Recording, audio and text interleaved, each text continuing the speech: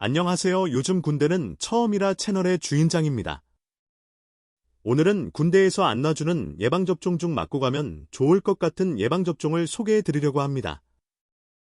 꼭 필수는 아니고 어렸을 때 거의 대부분 맞았을 가능성이 있지만 그래도 못 맞았거나 예전에 맞았는지 한 번 정도 확인해보고 군대에 가면 좋을 것 같은 종류 두 가지를 말씀드리려고 합니다. 첫 번째는 수두입니다. 수두 예방접종은 말 그대로 수두에 걸리는 걸 예방할 수 있는데요. 생후 12개월에서 15개월 사이에 1차 접종을 시행하고 2차 접종은 선택적으로 맞을 수 있습니다. 수두는 침같이 비말로 전파되는데 전파력이 어마어마해서 문제이기도 하죠. 어렸을 때 1차로 놔주는 접종이라서 그런지 군대에서는 따로 접종을 놔주지 않는 예방접종이라고 하네요. 그런데 왜 맞고 오거나 확인해보고 오는 게 좋냐고 물어보니 군대에서 수두가 발생하는 경우가 종종 있다고 하더라고요. 어렸을 때 백신 다 맞는데 왜 걸리냐라고 물어보니 1차만 맞으면 85%까지 면역력을 획득한다고 하는데 2차까지 맞아야 거의 97%까지 면역력을 획득한다고 하더라고요. 그래서 생각보다 면역력이 없는 경우 군대에 입대한 후 수두가 발병하는 경우도 생긴다고 하더라고요. 2차 접종은 비용이 발생해서 2차까지 맞았는지 1차까지 맞았는지 제각각일 것 같아요. 너무 어렸을 때 맞으니까 본인이 맞았는지도 모르는 경우도 굉장히 많고요. 그런데 군에 입대하고 한창 훈련 중인데 같은 생활반을 쓰는 인원 중에 한 명이 확진을 받으면 확진 인원은 무조건 격리를 진행하고 같은 생활반에 있는 인원들도 격리를 진행해야 한대요. 격리되는 건 격리되는 건데 면역력이 있으면 같은 방에 있는 인원이라도 걸릴 확률이 많이 줄어들겠죠. 그래서 군에 입대하기 전에 수두 면역력이 있는지 검사해보고 없다면 수두 예방접종을 맞고 입대하는 게 좋다고 이야기를 하더라고요. 우리나라는 현재 2005년부터 수두 예방접종이 필수적으로 맞아야 하는 국가 필수 예방접종으로 지정되어서 접종이 진행되고 있지만 1차만 무료로 접종하고 있어요. 요즘 입대하는 인원들이 참 애매하다고 생각해요. 맞았는 인원도 있을 수 있고 군대를 늦게 가는 경우 안 맞았을 가능성도 있거든요. 그래서 이번에 군대에서 안 놔주는 예방접종 중 맞고 가면 좋을 것 같은 예방접종에 넣었어요.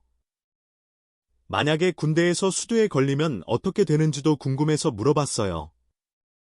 일단 확진을 받을 경우 무조건 격리해요. 그리고 격리 기간 동안은 자동으로 훈련도 못 받게 되는 거죠. 그러면 군대에는 유급이라는 게 있는데 훈련병 수료를 못하고 다음 차수로 넘어가서 남은 훈련을 받아야 될 수도 있는 거죠. 가뜩이나 아픈 것도 서러운데 자대 배치도 늦어지면 더 서러울 것 같아요. 확진자와 같은 생활반을 쓰거나 밀접 접촉자로 분류가 될 경우 접종 유무를 확인하고 증상이 발생하는지 잠복기일 수도 있어서 다른 장소에 따로 또 격리를 한다고 하더라고요. 그러면 이 인원들도 억울하게 훈련을 못 받을 가능성도 있는 거죠. 그리고 환자가 발생한 부대는 역학조사를 진행하고 그 결과에 따라서 격리자가 많이 늘어날 수도 있어요. 그래서 무조건 군대 가기 전에 맞았는지 꼭 확인하고 가야 한다고 생각해요. 수두에 걸리면 어떤 증상이 있는지 한번 살펴볼게요. 간략하게 설명드리자면 미열로 시작하고 가려움을 동반한 피부 발진, 수포라고 볼 수 있을 것 같아요. 원인은 대상포진 바이러스에 의해서 발병해요. 수두 환자의 감염된 호흡기 분비물에 의해서 비말 전파를 통해 감염되고 잠복기는 2주에서 3주 정도고 감염 후 4에서 6일이 지나면 바이러스가 혈액에 퍼지고 5일 후에는 신경절로 퍼지고 장기에서 바이러스가 더 증식해요. 그리고 피부에 이르러서 발진을 일으키고 수포를 일으키게 되는 거죠. 이러한 기간이 보통 감염 후 13일에서 17일이라고 보시면 될 것 같아요. 이 발진이 생기면 감염력은 극대화되고 이 발진들에 모두 딱지가 않게 되면 감염력은 현저하게 줄어들어요. 만약에 수두 백신을 맞은 적이 없고 한 번도 수두에 걸린 적이 없다면 발생률이 엄청 높아지게 돼요. 수두는 한 번 걸리면 체내에 수두 바이러스가 남아있을 수 있는데 이렇게 지내다가 면역력이 약해지면 대상포진으로 다시 나타날 수 있어요. 대상포진도 딱지가 앉기 전까지 전염성이 있을 수 있어요. 왜냐면 같은 종류의 바이러스의 감염으로 나타나는 질병이기 때문에 결국 감염성이 높은 건 똑같아요. 다만 대상포진의 경우 신경절에 잠복하고 있던 수두 대상포진 바이러스가 사람의 면역력이 떨어지면서 재활성화되어서 발생하는데, 수두와 다르게 전신적 증상보다는 어느 한쪽으로 침범하는 양상을 보이고 주로 흉부와 허리 피부 쪽에 많이 발생한다고 해요. 사진을 보시면 좌측에 보이는 게 수두가 발생했을 때 보통 나타나는 모습이고, 우측이 대상포진이 발생했을 때 보통 나타나는 모습이에요. 확연히 다르다는 걸 보실 수 있을 거예요. 여기서 물어보실 수 있는 점이 어차피 같은 바이러스 때문에 걸리는 거면 수두 예방접종이나 대상포진 예방접종이나 같은 거 아니냐라고 물어보실 수 있어요. 이 부분에 대해서 알아보니 수두 예방접종은 수두를 한 번도 알아본 적 없는 인원을 대상으로 수두 대상포진 바이러스의 면역 반응을 처음 일으키도록 접종을 하는 것이고, 대상포진 백신은 이미 수두를 앓은 적이 있거나 수두 대상포진 바이러스의 면역을 가지고 있는 성인을 접종 대상으로 하기 때문에 기존의 면역 기억을 자극해서 대상포진을 예방하도록 설계되어 있는 백신이에요. 그래서 둘 중에 하나만 맞아도 되냐라고 물어보시면 둘 다 결국 맞아야 하는 거라고 말씀드리고 싶어요. 근데 수두 예방접종을 맞았거나 아니면 면역력이 있다고 확인을 하셨다면 대상포진 예방접종을 맞는 게 좋다고 생각들어요. 대상포진은 법정 감염병은 아니에요.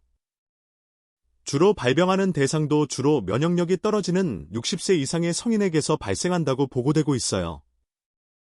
그렇지만 군대에 가면 누구나 힘들고 평소 생활하던 것보다 훨씬 힘들고 아프기 때문에 충분히 면역력이 떨어질 수 있는 환경이라고 생각해요.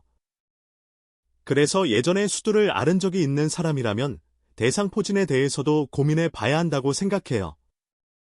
대상포진의 치료는 항바이러스제의 투여가 주된 치료라고 말씀드릴 수 있을 것 같아요. 군대에서도 심한 경우 군병원에 입원해서 항바이러스제를 투여한다고 하네요. 항바이러스제를 투여하면 급성으로 발생하는 통증의 기간과 통증의 정도를 감소시키는데 도움을 준다고 합니다. 그리고 이후 발생할 가능성이 있는 신경통의 주요 원인이 될 수 있는 바이러스에 의한 신경손상도 감소시킬 수 있다고 합니다. 마지막으로 수두가 발생할 확률이 얼마나 된다고 이렇게까지 해야 하냐고 말씀하실 수도 있어요. 그렇지만 저는 아무리 확률이 작아도 혹시 모르는 상황에 대해서도 대비해서 간다면 좋다고 생각이 들어요. 많이 어렵고 복잡한 내용일 수 있었을 것 같지만 마지막으로 정리하자면 수두 예방접종을 안 맞았거나 면역력이 형성되지 않았다면 군대 가기 전에 수두 예방접종 맞고 가야 한다. 수두 예방접종 맞았거나 면역력이 생겼다면 대상포진 예방접종까지 맞고 가면 매우 좋을 것 같다. 라고 정리할 수 있을 것 같습니다. 다음 시간에는 군대에서 안 놔주지만 맞고 가면 좋다고 생각되는 다른 예방접종에 대해서 설명하겠습니다. 감사합니다.